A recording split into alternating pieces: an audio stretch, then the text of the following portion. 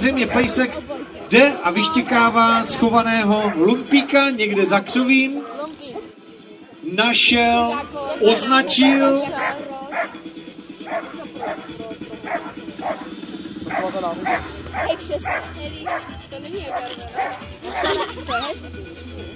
Psovod dává pokyn figurantovi, aby se trval na svém místě a teď momentálně, aby šel na stanovený prostor.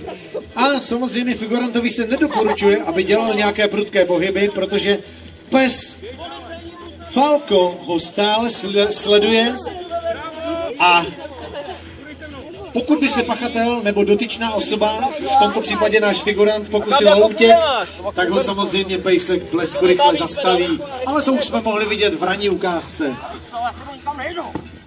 Teď se pokusil figurant o útok na strážníka městské policie, v čemž zabránil okamžitou reakci 5letý Falco. Mohli jste si všimnout, že pejsek reagoval okamžitě na podnět figuranta. Představte si, že je to v praxi, že je to někde na náměstí a takhle si strážník odvádí nějakého pachatele, třeba vykradeného auta nebo vykradené banky. Jo, a ten se snaží ještě utíct nebo nějakým způsobem napadnout strážníka a tento pejsek mu v tom okamžitě zabrání.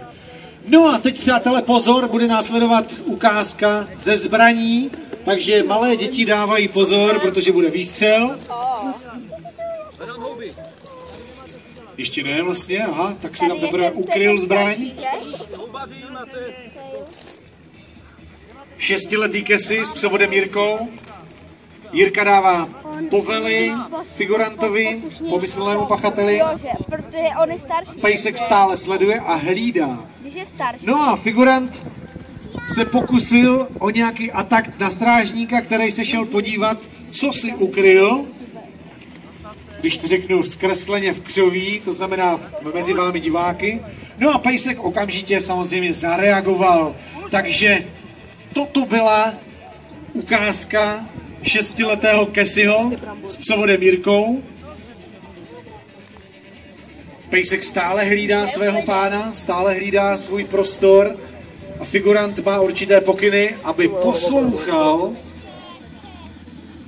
Sahá po zbraní. Ne, ano. Zbraní se teď rozumí tyč, kterou by mohl napadnout ať strážníka nebo pejska.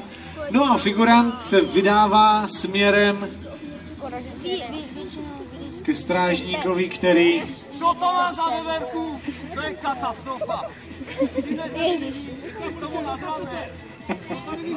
Tak veverka je 5letý Falco a uvidíte, jak veverka umí skákat. A teď se pokusil s napřaženou rukou zaútočit na strážníka. Samozřejmě se mu to opět nezdařilo, protože Falco zareagoval ve zlomku sekundy a tohoto figuranta, pomyslného pachatele, svedl k zemi. Strážník ho odzbrojí, pejsek ho bude hlídat, strážník ho prohledá, udělá běžnou osobní kontrolu, pokud u sebe nemá další zbraň nějakou, ať je to nůž, nebo nějaká tyč, nebo cokoliv jiného. No a dostává další povely.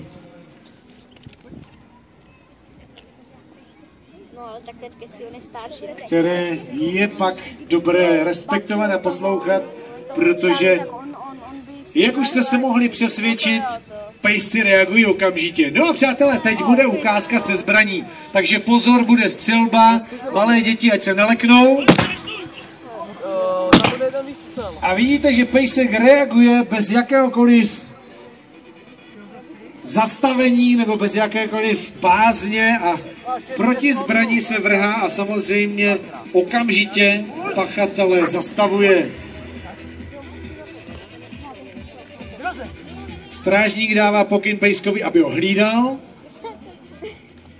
Pachatel se ani nehýbe, protože ví, že jakýkoliv odpor je zbytečný.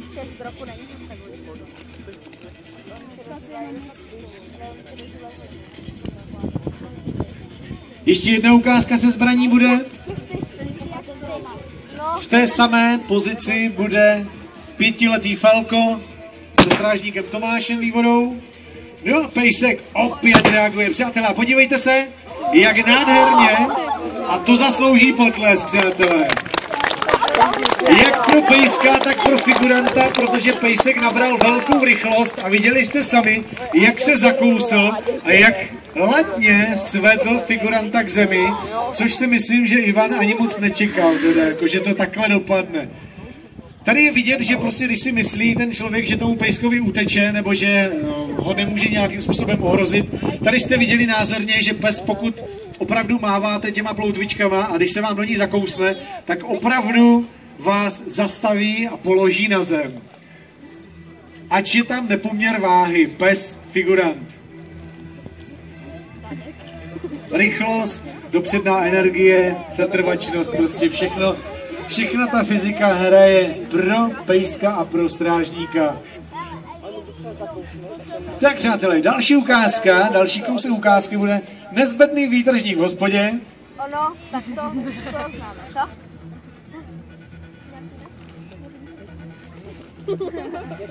Bude dělat kravál, bude se dožadovat svého nápoje, protože má chuť na whisky, anebo na nějakou, já nevím, pivo s rumem.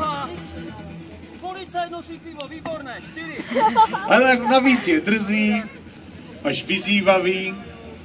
Strážník mu dává určité pokyny, aby poslechl, ale protože se snažil zareagovat zbraní, v tomto případě tyčí, tak Pejsek okamžitě reagoval a bránil svého pána, to znamená strážníka, Jirku.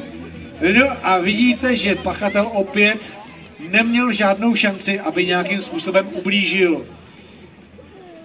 Pejsci jsou ve službách městské policie od roku 1991 podle zákona 553 o městské policii.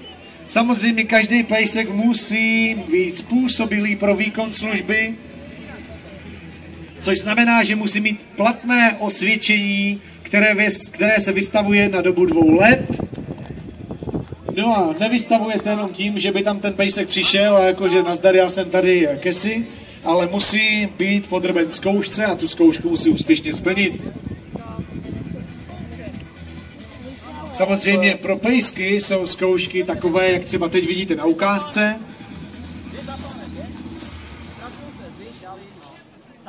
No a tady si pěkně, ale pěkně hlídá toho pachatele.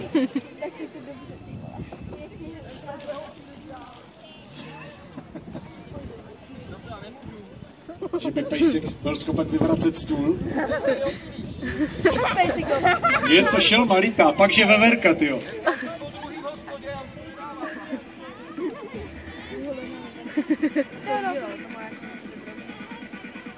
Pachatel si vyleze na stůl a pejsek ho hlídá úplně všude. A opět blesková reakce a pejskovi vůbec nevadí nějaký kopec, nějaký stůl nebo nějaký skok dolů ze stolu. Prostě pejsek je cvičený na to, aby bránil a hlídal svého kamaráda ve zbrani, svého strážníka Jirku.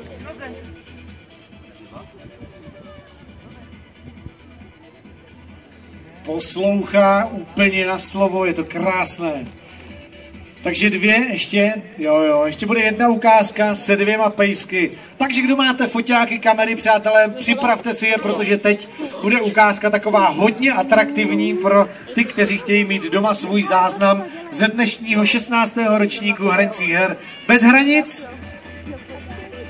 Výtržník dělá opět nepořádek a strážníci na obchůzce ho vyzvou, aby upustil od svého protiprávního jednání, ale natahuje ruku, že udeří a zaútočí na strážníky. Samozřejmě se mu to nepodaří, protože pejsci ho svedou k zemi a takzvaně ho ukotví, aby nebyl schopen žádného pohybu, žádného odporu. Tak co říkáte, líbili se vám? Tak ještě víc nahlas, líbili se vám? A ještě jeden potlesk pro psovody a pro pejsky. A samozřejmě ještě jeden úplně samostatný potlesk pro Ivana, pro figuranta. Teď! Jak už jsem to zmiňoval před nějakou, já nevím, hodinou 2 v tom obleku.